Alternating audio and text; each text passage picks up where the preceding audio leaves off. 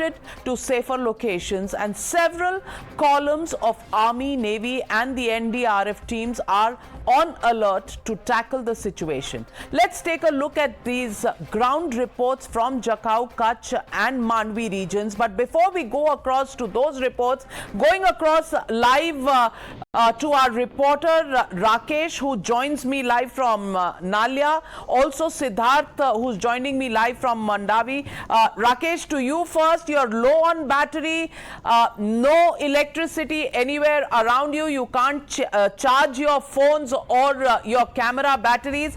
क्या सिचुएशन है? शाम बल्कि दिन से आप रिपोर्ट कर रहे हैं कि तबाही के काफी सीन्स नजर आ रहे हैं. इस वक्त क्या दिख रहा है?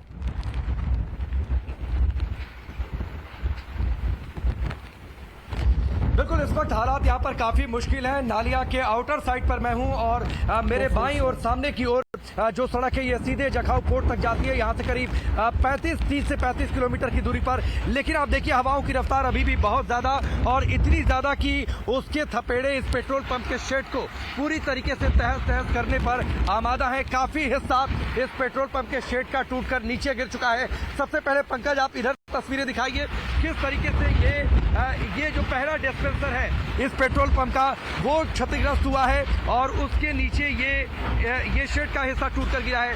इसके साथ ही जहां तक आपकी नजर जाएगी इसके नीचे जाना खतरनाक है, खतरे से खाली नहीं है, क्योंकि ऊपर की ये तस्वीरें देखिए किस तरीके से शेड के हिस्से हवा के थपेड़ों की वजह से टूटकर कमजोर हो रहे हैं. बिल्डिंग टूट चुकी है, पेंच इसके ढीले हो चुके हैं. ये नीचे का हिस्सा बीच का डिस्पेंसर भी करीब करीब क्षतिग्रस्त हो चुका है. इसके साथ ही पेट्रोल पंप के दूसरे हिस्से में ये आपको तस्वीरें नजर आएंगी कितनी दूर तक शेड टूटकर नीचे गिरा है. ये एक डिस्पेंसर कुछ ठीक हालत में बचा है. हालांकि जहां भी शेड टूट रहा है, गिर रहा है, बीच में हवा और उसके बीच में आप ये तस्वीरें देखिए किस तरीके से हवा के थपेड़े बार बार इसके शेड टूट रहे हैं, गिर रहे हैं, ऊपर नीचे हो रहे हैं. हवाओं की रफ्तार यहाँ पर करीब 90 से 100 किलोमीटर प्रति घंटे की रफ्तार से हवाएं, और कच्छ का ये पूरा इलाका सबसे ज्यादा संवेदनशील. ये अलग बात है कि यहाँ पर जो रिहाइश है लोगों की वो काफी दूर दूर पर है, करीब 15-20 किलोमीटर के आसपास. लेकिन उतनी ज्यादा इस कंडीशन में टफ हो गया एजेंसीज के लिए उन लोगों को इवैक्यूएट करना, उन लोगों को सुरक्षित करना. कच्छ के पूरे इलाके में अगर हम पूरे गुजरात की अगर बातचीत करते हैं तो जितने लोग इवैक्यूएट किए गए हैं, सुरक्षित जगहों पर पहुंचाए गए हैं, उनमें से 80% लोग अकेले कच्छ के ही हैं. यानी आप समझ सकते हैं कि किस हद तक कच्छ का ये इलाका ये पूरा संवेदनशील है. आज पोर्ट को काफी पहले 2 दिन पहले खाली करा लिया गया था, क्योंकि जखाऊ पोर्ट के आसपास का इलाका सबसे ज्यादा प्रभावशाली माना जा रहा था कि वहां पर सबसे ज्यादा इसका असर.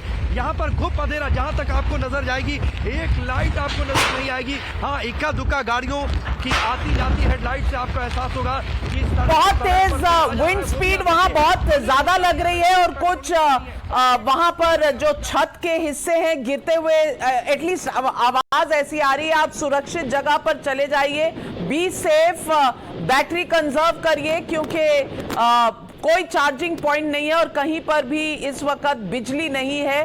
बिजली स्टेट ने खुद बंद करी है, so that there is no danger in case uprooting of electricity poles take place. That is the live report coming in from Kutch, close to Jakhau port, and Rakesh Pandey reporting from there. Let me now go across to Siddharth Pandya, who's in Mandavi. And Siddharth, आप जहां पर हैं वहां क्या दिख रहा है? मांडवी में इस वक्त क्या नजारा है?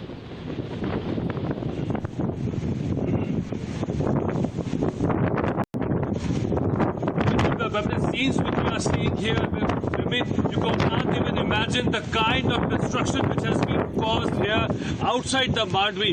We are standing just near to the outside the area of the city area. You can see behind me, if you're able to see the destruction which has taken place. You know, this is the aftermath of the. You can see the wind, gustling wind blowing at more than 80 kilometers per hour. That is what the scenes here are outside the city here. But again, the rain has started off as we are talking. The rain has again, thunderstorms has started. The rain has again begun, and this whole of the area has been totally destructed. Behind me, you could see the tea vendor shop, which has been totally decimated by the strong winds. I cannot go further because we have some issues. If I just go further, I'll be losing on my network. So I'm trying to get the glimpse and sense of the situation from standing over here. You can just see what has happened, the total destruction, and the total calculation of the loss will be started tomorrow onwards. As you rightly mentioned, the electricity has been cut off in whole of the Mandavi area and whole of the Kutch. That is what we are getting through our sources, just to take preventive actions. The government doesn't want to leave any stone unturned. They want to make sure that the zero casualty plan, which was the aim of the government few days back when they came to know about Biprojoy, they are making sure that the zero casualty plan is taken forward. Up till now, only 3 or 4 of the individuals have been injured. Nothing more has happened, fortunately, so that is a good news up till now. But the destruction has had on a very big and large scale. More than 750 poles, electric poles have gone down only in Dwarka. And if we talk about whole of Gujarat, more than 4,000 poles have been gone down. That is what we are getting through our sources from right across Gujarat, especially in the 8 ultra-sensitive districts. So that tells you the gravity of the situation. That tells you how Biprojoy has definitely decimated all the poles. Other than that, talking about 590 electricity team, PGVCL teams, that is the state government electricity board teams, have been stationed right across these 8 areas, in Kutch, in Jamnagar, in Jafrabad, all these areas, low-lying areas also, they are there to make sure if any pole falls down, the repairing system starts off again. So, the preventive measures have been taken by the government now. Please, Siddharth, preventive measures have been taken, and I would advise you, I would implore that please move to a safe location, be careful. Karnataka में धर्मांतरण विरोधी कानून में किए जाएंगे बदलाव, मंत्रिमंडल बैठक में फैसला लिया। कर्नाटक सरकार के खिलाफ राज्यव्यापी प्रदर्शन करेगी वीएचपी, धर्मांतरण विरोधी कानून में बदलाव करने को लेकर देगी धरना। धर्मांतरण विरोधी कानून पर कर्नाटक सरकार के फैसले को लेकर बोले नरोत्तम मिश्रा, कहा कांग्रेस जिहादियों के साथ है, धर्मांतरण करवाने वालों के पक्ष में। सीपी जोशी ने कांग्रेस सरकार पर लगाया आरोप, कहा कांग्रेस के राज में तोड़े गए मंदिर। कर्नाटक में स्कूल के सिलेबस से हटाई जाएगी आरएसएस से संस्थापक हेडगेवार की जीवनी, कैबिनेट बैठक में लिया गया फैसला। संगरूर के हरिपुरा इलाके में जोशी का मामला, हिंदू संगठनों के विरोध के बाद एफआईआर दर्ज, 2 आरोपियों की हुई पहचान, गिरफ्तारी की कोशिश जारी।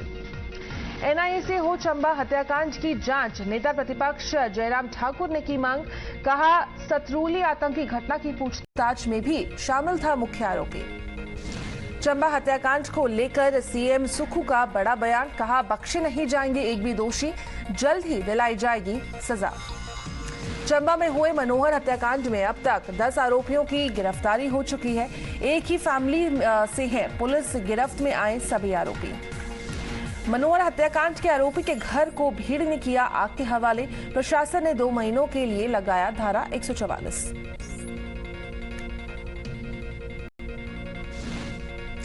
और वहीं प्रयागराज में गुड्डू मुस्लिम के चिकन शॉप पर कार्रवाई, पीडीए की टीम ने दुकान को किया सीज। गुड्डू मुस्लिम फरार, लेकिन खुल गई उसकी सील हुई दुकान, नोटिस जारी होने के बावजूद नहीं चला बुलडोजर। पुलिस प्रशासन के खिलाफ हिंदुवादी संगठनों का जोरदार प्रदर्शन, प्रदर्शनकारियों को खदेड़ने के लिए करना पड़ा लाठीचार्ज। मुखर्जी नगर में आग की घटना को लेकर छात्रों का प्रदर्शन, विरोध में सड़कें जाम हुई। मुखर्जी नगर में कोचिंग सेंटर के अंदर का वीडियो आया सामने, आग के कारण इधर उधर भागते दिखे छात्र। दिल्ली के मयूर विहार फेज 3 में बेकरी में लगी आग, दमकल की 4 गाड़ियों ने आग पर काबू पाया। पटना के बुद्ध मार्ग में छात्रों के 2 गुटों में जमकर मारपीट हुई, बीच सड़क जमकर चले लाठी डंडे। पटना पुलिस की बड़ी लापरवाही आई सामने, कैदी वाहन से फरार हुए 3 कैदी और कई इलाकों में छापेमारी हुई। बिहार के भागलपुर में आम के बगीचे में धमाका, घटना में 2 बच्चे गंभीर रूप से घायल। लुधियाना में डकैती मामले में 6 लोग गिरफ्तार, 5 करोड़ रुपए की लूट की साजिश रची।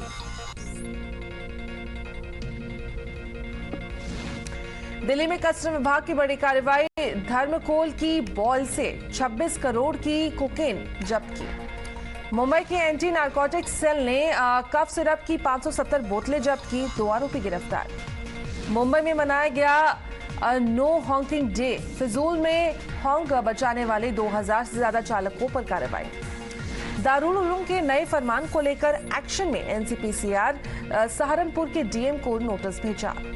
अंग्रेजी पढ़ने वाले छात्रों को निकालने के बयान पर आई देवबंद दारुल उलूम की सफाई। आरोपों को बताया फर्जी, प्रोपेगेंडा फैलाने का लगाया आरोप। 20 जून तक एकांतवास में रहेंगे पंडित धीरेन्द्र कृष्ण शास्त्री, सोशल मीडिया पर जानकारी दी। 2.5 लाख की पोशाक पहनेंगे भगवान जगन्नाथ, सुभद्रा, बलभद्र। बंगाल के कारीगरों ने अपने हाथों से तैयार की पोशाक। एमपी के कान्हा नेशनल पार्क में गर्मी से परेशान जानवर अपने 3 शावकों के साथ तालाब में नहाते देखी बाघिन। कर्नाटक में वायुसेना के उप प्रमुख ने ट्रेनी एयरक्राफ्ट में भरी उड़ान और वहीं स्वदेशी लड़ाकू विमान की प्रगति का जायजा लिया। कनाडा में भयानक सड़क हादसा और मैनिटोबा में वरिष्ठ नागरिकों को ले जा रही एक बस और ट्रक में हुई टक्कर, 15 लोगों की मौत, 10 घायल।